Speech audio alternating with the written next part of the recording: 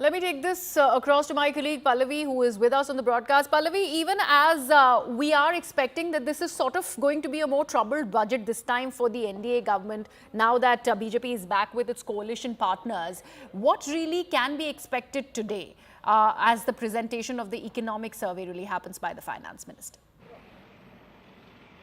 I mean, yeah, apart from the notices which have already been issued by the Congress party and all of them wanting a discussion on the NEET issue, which of course is unlikely to be taken up today, but there is a sense of urgency they are trying to project. The big story, of course, today is going to be the economic survey, which is going to be presented both in the Lok Sabha and the Rajya Sabha. And at 2:30 p.m., the chief economic advisor is going to be holding a press conference. Why is an economic survey important? Because it gives a cue into the working and its projections by the government or what is going to be the fiscal situation in the country. Which are the sectors which require attention? Which are the sectors which have done well?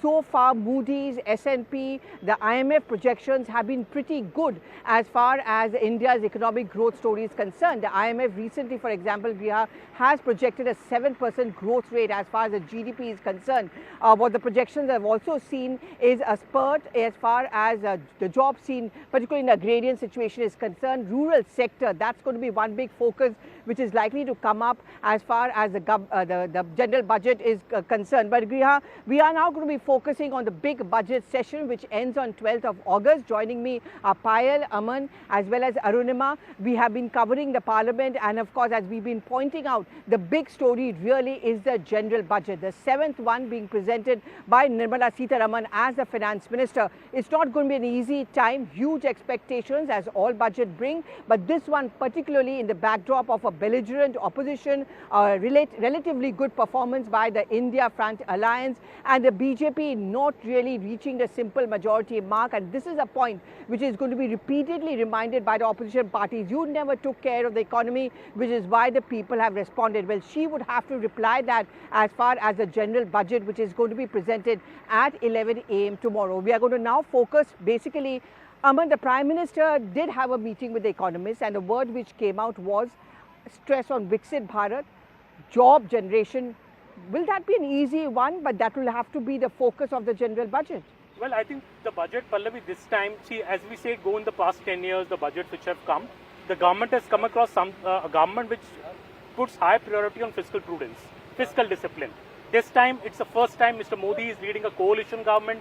There are pulls and pressures in this government from the JDU, from the TDP, asking, as the opposition says, their pound of flesh. So will the government go a bit populist way, because there's also been a setback in these elections? The BJP is down to 240 seats. So are some populist measures going to be taken? Is there going to be an income tax break maybe given to individuals, salaried people, to the middle class? Already big schemes have been announced in the last year's budget. The rural housing scheme has been announced. The solar project has been announced, which require huge allocation. The Ayushman Bharat scheme, 70 plus being included, everybody is 70 plus to be included in the Ayushman Bharat scheme. All these schemes have been announced, but I think the larger picture which the government is focusing on, as you correctly said, jobs.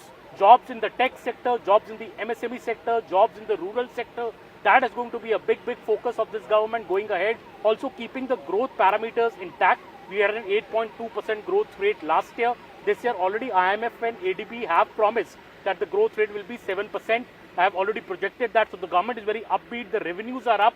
We are already at a record revenue figure. So the government does have some shoulder room to go into for some populism. But can the government really go there given the pressure that is there from the allies? You have to give TDP, JDU a special package, a special help. The JDU wants immediately funds for some flood control measures in Bihar, an issue on which it is being repeatedly slammed politically. The TDP wants it for the Amravati project, the Polavaram project, an oil refinery project in Andhra Pradesh.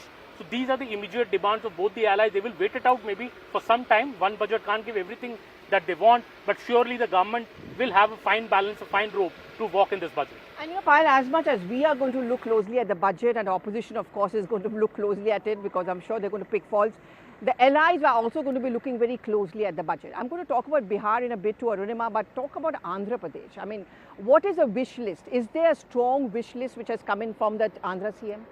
Yes, there are about 8 to 10 projects that he will want to take up, because these are the projects that he had promised while he was the CM about 5 years ago, before Jagan. But that really didn't see the light of the day, because on the basis of the Andhra Pradesh Reorganization Act promises not being fulfilled and the special status not being provided, he walked out of the NDA alliance in 2018 and he's come back now in 2024. Obviously, there's a lot that he has promised, there's a lot that needs to be done and can't be done with the support of the centre. So 70,000 crore project has been already assigned to Machilapatnam for the petroleum project that has been assigned. His priority right now is that he wants to build Amravati, because remember, Jagan Mohan Reddy came up with that unfulfillable idea of having 3 capital cities, which many felt was a huge waste of money. Polavaram project is a very, very crucial project that's been waiting in the wings.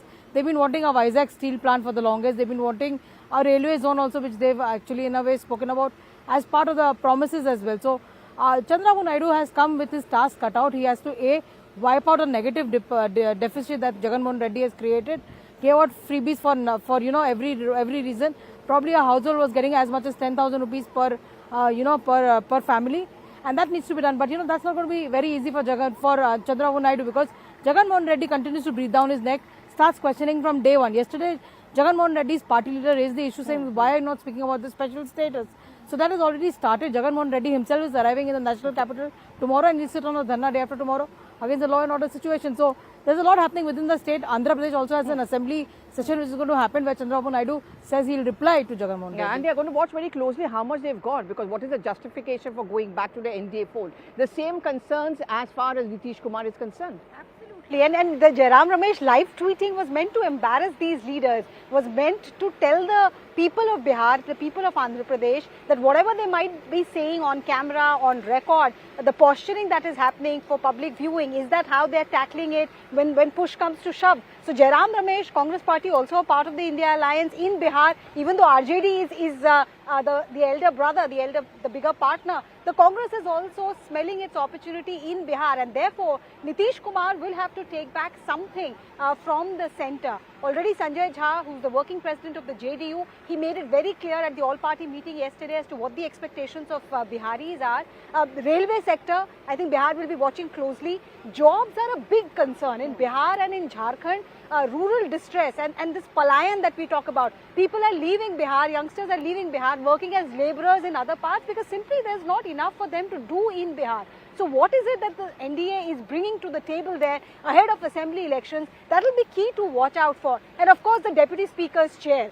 Will it go to an ally? Will it be offered to the opposition? That's also a big question, and I think opposition is going to keep the heat on the government as far as the Deputy Speaker's chair is concerned. I mean, the NEET, of course, is going to be the big issue, because they feel that this is something which they can put the government on a dock. But before we discuss this further,